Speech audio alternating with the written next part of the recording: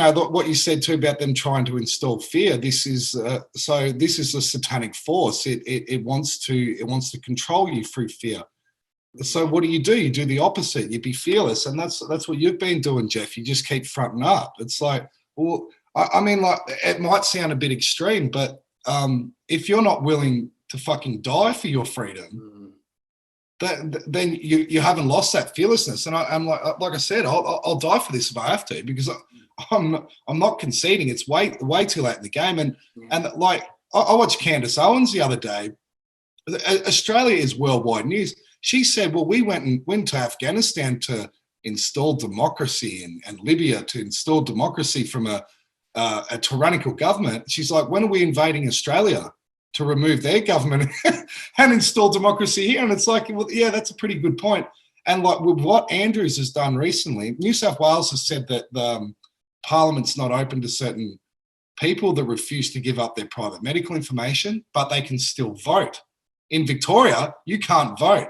This is one of the most radical things out of everything that's been done. This is one of the most radical, tyrannical, and treasonous things that can be. He's basically said that there is no democracy in this country. You cannot take, as ridiculous as our democracy is, but on the basis of it, we elect a representative. And if you're telling us that these people can't vote, he's picked off his political opponents that are possibly going to vote against this new bill, the new state of emergency to come in.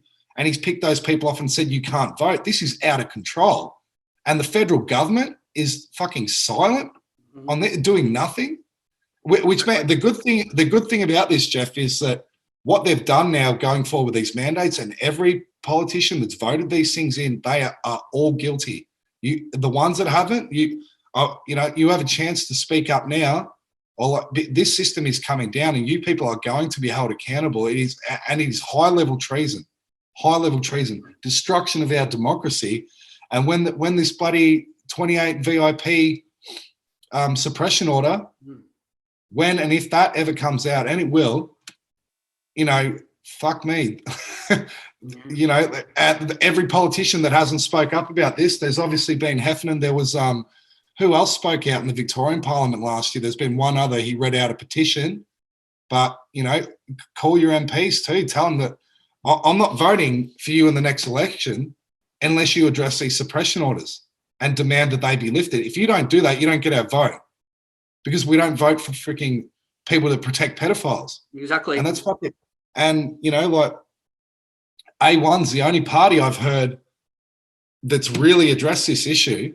Some of the other minor parties are doing okay as far as tackling some of the bullshit around what's going on. But as far as addressing this pedophile protection, I've only seen A1. So if a politician, if they're not going to address that, then fuck them. Their system's a load of bullshit. And this is all John Howard's legacy. We just had Colin Powell just die recently. Yes. A man that lied to the UN, lied to Congress, completely about the WMDs. Yep. They've been caught out lying.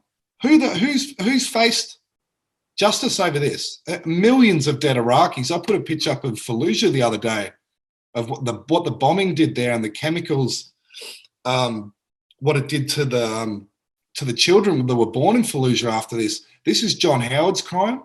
Port Arthur is John Howard's crime. The suppression order is John Howard's crime. He's the one that placed it on.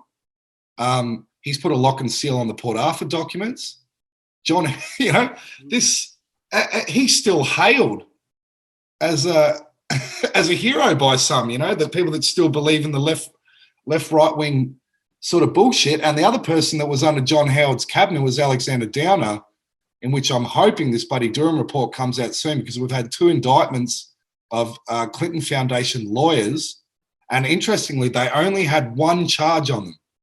Mm-hmm. So what that means, I've heard people say that if you've got 1 charge, because they should have dozens, if not hundreds, of charges on them for to bring these out as an indictment. To have 1 charge on there means they're cooperating with the prosecution.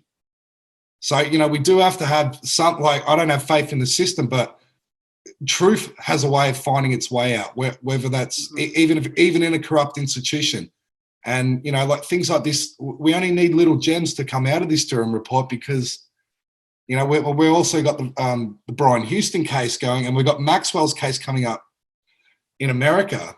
You know, like, and as some of this stuff starts to come out, you'd know, Jeff, that we expect that they're going to double down even harder